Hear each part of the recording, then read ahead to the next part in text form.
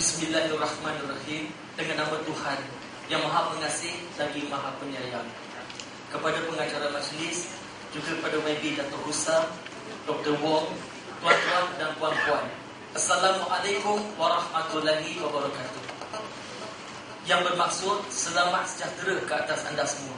Alhamdulillah. Baiklah, tadi pembentangan daripada Dato' Husam tadi itu adalah sesuatu penerangan Islam secara menyeluruh. Dan secara ringkasnya yang telah disampaikan tadi, bahawa agama Islam ini adalah agama rahmat untuk sekalian Adam, dan dirujuk kepada surah Al-Anbiya surah 21 ayat 107, iaitu Nabi Muhammad diutus sebagai rahmat untuk sekalian Adam, bukan hanya untuk bumi tetapi seluruh universe. Dan Nabi Muhammad juga adalah diutus sebagai seorang Nabi bukan hanya untuk orang Arab sahaja, tetapi untuk seluruh manusia. Dan perkara ini sudah pun disebut di dalam Al-Quran, dalam surah As-Sabah surah 34 ayat nombor 28. Dan seterusnya juga telah disentuh pelbagai perkara yang lain. Di antaranya ialah di dalam Islam tidak ada paksaan. Dalam surah Al-Baqarah surah 2 ayat 256, la ikrah hafidin, tidak ada paksaan dalam urusan agama. Dan juga dalam surah Kafirun surah nombor 19 ayat 6, anda dengan agama anda, saya dengan agama saya. So Islam memberikan kita satu platform di mana pelbagai agama, pelbagai budaya, pelbagai kaum, pelbagai bangsa boleh hidup bersama-sama. Walaupun kita berbeza, tetapi kita tetap bersatu. Bersatu bukan bererti kita mesti sama. Kita boleh berbeza dan kita tetap ada perpaduan. Secara ringkas, apa itu Islam sebenarnya? Kita lihat Islam itu sendiri. Islam adalah perkataan dalam bahasa Arab yang kita dapat daripada beberapa perkataan bahasa Arab lain yang mempunyai huruf yang sama, kata dasar yang sama, iaitu salam, aslama, salimah. Dalam bahasa Arab, salam bererti selamat, sejahtera, aman, damai, harmoni. Aslama bukan bererti taat atau patuh. Aslama bererti taat secara rela, patuh secara rela hati, dan menyerah diri secara keseluruhan, total surrender, bukannya part time surrender. Salimah bererti sahih, dengan cara yang betul, tulen. Pendek kata, Islam bererti kita mencapai keselamatan dengan cara kita menyerah diri secara rela dan keseluruhan kepada Tuhan yang satu dengan cara yang betul. Itulah artinya Islam. Dan Muslim ialah siapa-siapa saja yang menyerah diri dia kepada perintah Tuhan secara keseluruhan. Itu adalah Muslim. Muslim bukan bererti Melayu. Sebab kalau kita di Malaysia, kita difahamkan Islam itu Melayu, Melayu itu Islam. Betul? Bila saya memeluk Islam 15 tahun yang lepas, orang tak kata saya masuk Islam. Diorang sebut saya masuk Melayu. Tetapi saya bukannya masuk Melayu, saya masuk Islam. Saya dilahirkan sebagai seorang India, akan mati pun sebagai seorang India. Bangsa tidak berubah. Yang berubah ialah pemahaman akidah, kepercayaan. Itu yang berubah. Bangsa tidak berubah. Baiklah, kita sambung sedikit lagi. Kita hidup di Malaysia ini masyarakat majmuk. Sebagai satu masyarakat majmuk, kita ada pelbagai bangsa, pelbagai kaum, kepercayaan, adat dan sebagainya. Maka di sini berlakulah ada persamaan dan juga ada perbezaan. Dan bila kita sebut tentang agama, ia merupakan satu tabu.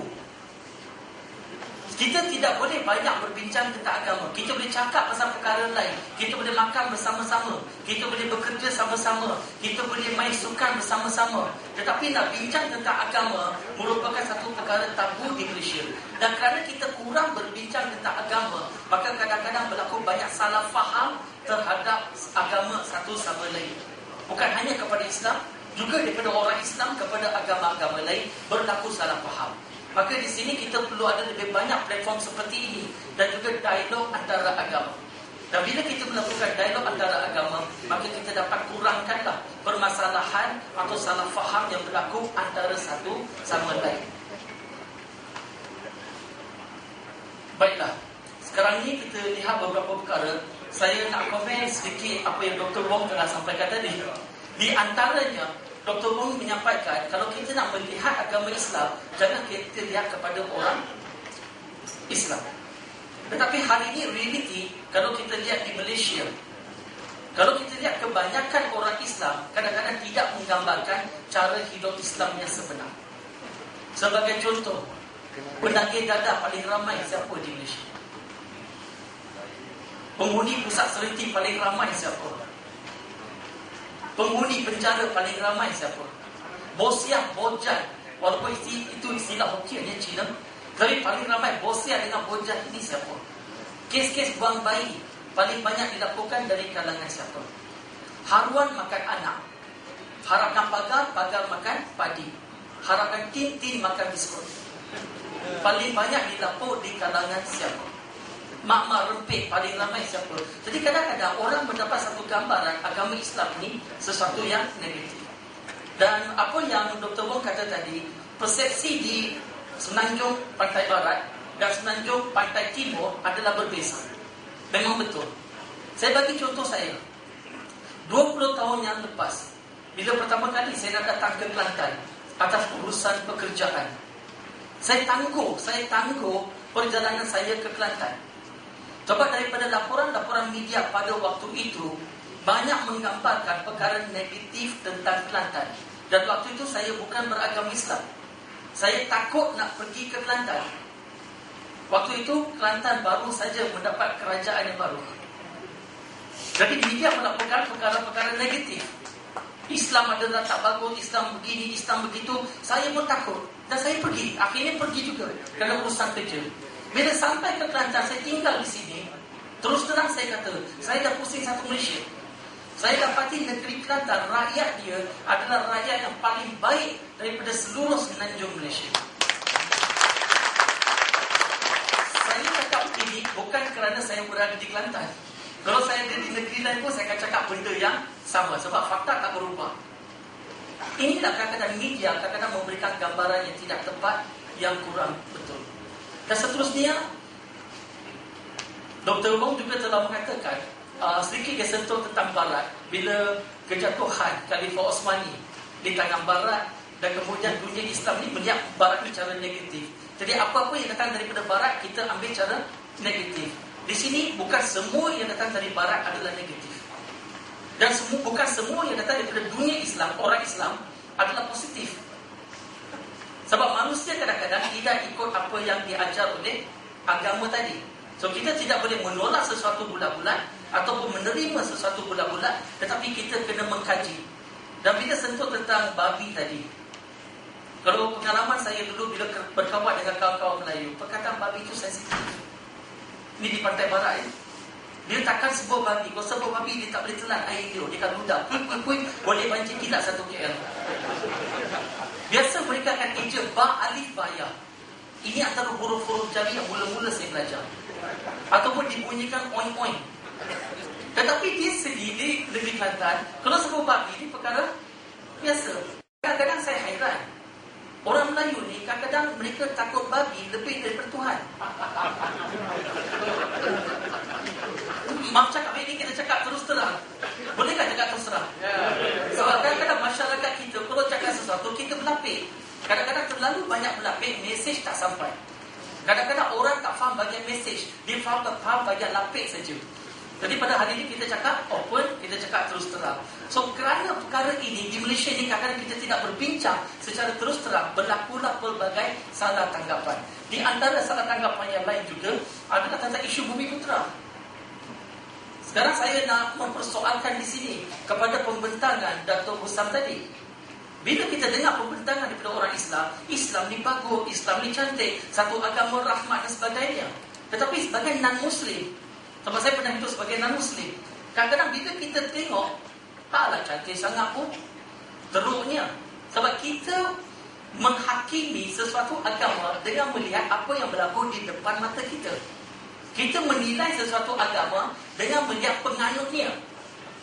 Orang bukan Islam tidak menilai agama Islam dengan mengkaji Al-Quran. Orang Islam pun tidak mengenali agama lain dengan mengkaji kitab dia. Orang Islam mengenali agama Hindu bukan kaji kitab-kitab Veda, Upanishad, Puranas, Bhagavad Gita dan sebagainya. Tetapi kita melihat apa bagaimana Hindu buat, atau apa cerita Bollywood cerita. Kalau kita nilai agama Buddha, serupa juga. Kita lihat pada penganut. Jadi sekarang ini, kalau kita kata Islam agama rahmatul lil alamin, untuk semua alam, dan Nabi Muhammad untuk semua manusia, kenapa ada sistem bumi putera? Betul? Patutnya ini saya cakap open. Kalau dipanggil sebab itulah kan. Kenapa ada sistem bumi putera? Kenapa kita hanya tolong bumi putera saja dan tidak tolong yang lain? Ini tidak adil dari Islam. Ini tanggapan yang ada juga tepat pada saya. Saya dulu waktu belajar SPM dapat pangkat 1. Aggregate kota saya 15. Tetapi masuk universiti buat permohonan tak dapat. Sebab kuota nan bumi untuk India dah habis. Kawan saya serupa aggregate disponsor pergi UK. Disponsor aggregate 24 boleh pergi US. Pangkat 2 boleh pergi Australia. Pangkat 3 boleh pergi New Zealand. Yang teruk waktu itu ada ITM. Saya minta local university tak dapat. Jadi kita lihat berlaku bentuk penindasan di sini. Tetapi walau macam pun saya tidak benci kepada orang Melayu, saya tidak benci kepada Islam. Saya tidak suka pada sistem tersebut. Dan bumi putera bukan Islam ya. Kadang-kadang kita ingat bumi putera itu adalah satu hak untuk orang Islam. Tidak. Bumi putera dengan Islam dua perkara berbeza. Sekarang saya sudah masuk Islam, betul? Saya orang Islam, betul? Saya masih bukan bumi putera. Saya bukan bumi putera. Kalau kita lihat, ada orang Siam bukan beragama Islam. Okey, Baba Nonya, Ceti. Okey, kalau kita pergi Sabah Sarawak, ada Iban Bidayu, Kadasan Dusun dan lain-lain suku kaum. Mereka bukan Islam, mereka tetap bumi putera. So satu tanggapan yang saya ada salah faham, bumi putera adalah Islam, dan ini tidak benar. Jadi Islam sebenarnya memang betul rahmatul lil alamin. Tetapi kadang-kadang penerangan yang sampai pada kita ataupun pelaksanaan sesuatu hukum tidak berdasarkan kepada ajaran yang sebenar, menyebabkan berlaku ketidakadilan. Bukan salah Islam, tetapi salah penganut ataupun pelaksanaan, dan kadang-kadang media masa menggambarkan perkara yang kurang tepat. Seterusnya juga Dr. Wong sentuh tentang maqasid syariah. Dalam Islam bila kita kata hukum, sesuatu hukum, istilah kita guna biasa adalah fiqh. Tetapi untuk mencapai sesuatu hukum, dia ada usul fiqh, ada metodologi bagaimana kita nak mendapatkan sesuatu hukum.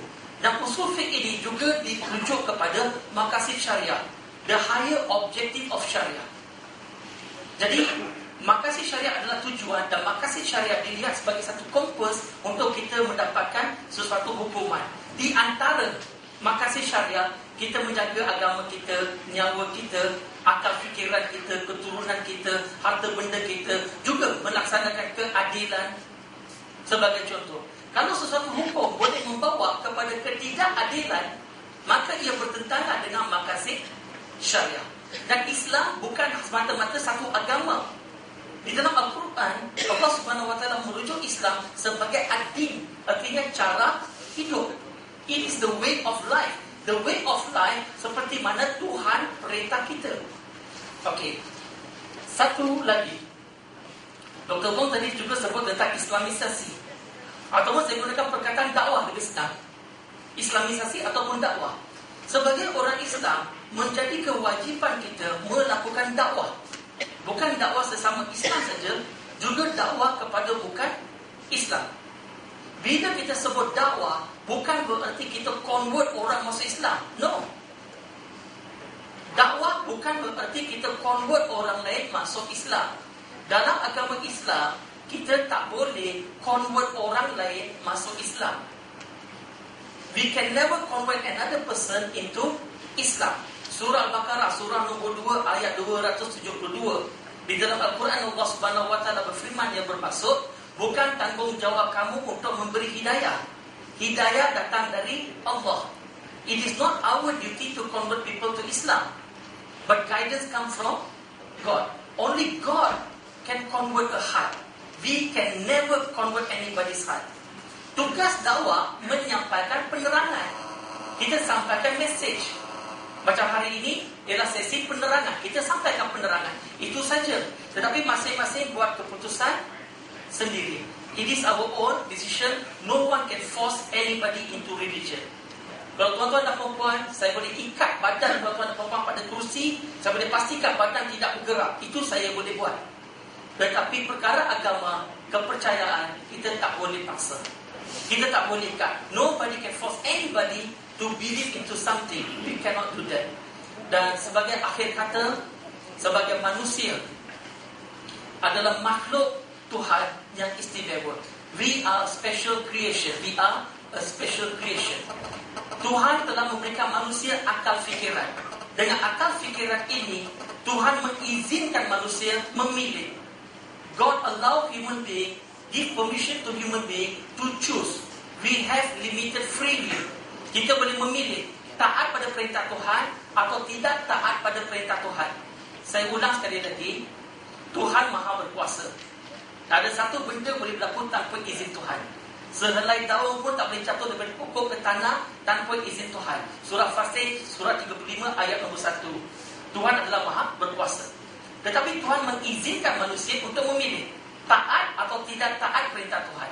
Kalau manusia memilih taat pada perintah Tuhan, kita akan dapat keamanan, keselamatan, keharmonian. Kita dapat keharmonian antara kita dan pencipta kita, keharmonian kita dengan sesama makhluk, dan juga keharmonian kebahagiaan dalam diri sendiri. Tetapi bila manusia memilih tidak mahu taat perintah Tuhan, maka berlakulah kerosakan, kebinasaan atas muka bumi hari ini. Hari ini tuan-tuan dan puan, banyak masalah tak di dunia? Banyak tak masalah? Masalah berlaku kerana manusia memilih tidak mahu taat perintah Tuhan. Sekarang saya bagi contoh.